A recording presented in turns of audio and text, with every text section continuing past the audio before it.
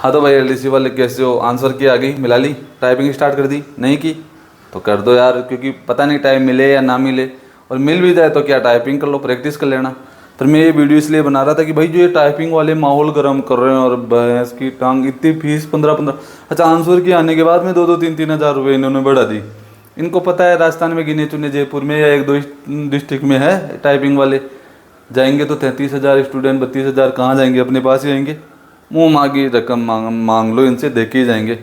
ऐसा नहीं है भाई, लपेटे में आ जाओगे, मैं बोल रहा हूँ, गलती से किसी विभाग में लग गए ये और कभी हुआ आमना सामना, सूत समेत लपेट लेंगे आपको। तो इतनी लगाओ जितनी वाजिब है यार। कोई स्टूडेंट मान लो कोई डिस्ट्रिक्ट से आ रहा है, वहाँ पे टाइपिंग की व्यवस्था नहीं है, जयपुर में आके रह रहा है, महीने का पीजी का खर्चा है 8 हज़ार, तो उसका 4-5 महीने यहाँ पे टाइपिंग हो सकता है लेट हो जाए, 5 महीने में 8-40 हज़ार, तो यही हो गई 15 हज़ार आप ले रहे। अरे शर्म कर लो भाई, थोड़ा कोऑपरेट करो। तो तुम 10 हज़ार ले रहे हो टाइपिंग के, 10 या 15 हज़ार मैं कह रहा हूँ, 10 हज़ार में तो ऑनलाइन एलडीसी की 10 बार कोचिंग हो जाती। इतनी फीस कौन लेता है यार, 2-2 महीने के 10 हज़ार। ठीक है, देख लो, जैन जी है, मैं तो यही बोल रहा हूँ, अगर अभी समझ जाओगे तो लपेटे में नहीं आओगे। भाई एजुकेशन मिनिस्टर को लपेट दिया, एजुकेशन मिनिस्टर का इन्होंने इस्तीफा ले लिया, तो तुम किस खेत की मूली हो। और भाई मेरे को तो इन कोचिंगों से भाई बहुत नफरत है, मतलब ये जो माहौल का फ़ायदा उठाना ये जानते हैं ना भाई, कोई नहीं जानता। मतलब ये ऐसे फीस डिसाइड करते हैं जिनके कोई मानने की नहीं हो, कि 10 हज़ार 15 हज़ार। अब इनसे ऐसे नहीं और पूछ सकते कि भाई किस चीज़ के 15 हज़ार, कि टाइपिंग के, ये एफिशिएंसी, ये वो।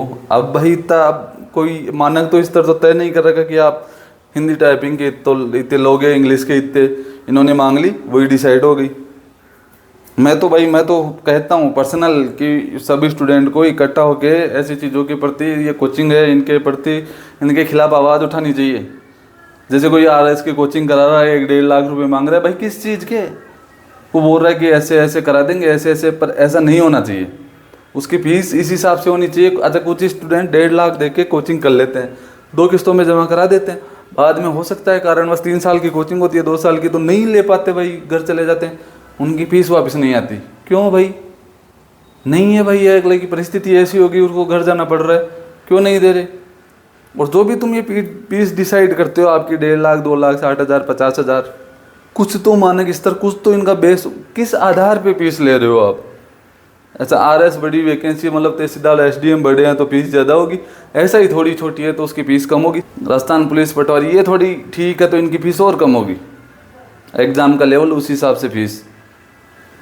हद है भाई, ऐसा नहीं होना चाहिए भाई। मैं तो बहुत खिलाफ हूँ इनके, मेरा बस चले तो मैं सबको बंद करवा के बैठ जाऊँ, और गवर्नमेंट को ही बोल दूँ कि आप ही कुछ ऐसी कोचिंग खोल दो सरकारी, दो सभी बच्चों को कोचिंग करा दे वाजिब रेट में, है कि नहीं। अब टाइपिंग वालों भाई इतना माहौल गर्म कर रखा है टाइपिंग वालों ने राजस्थान में, मैं तो हद होगी।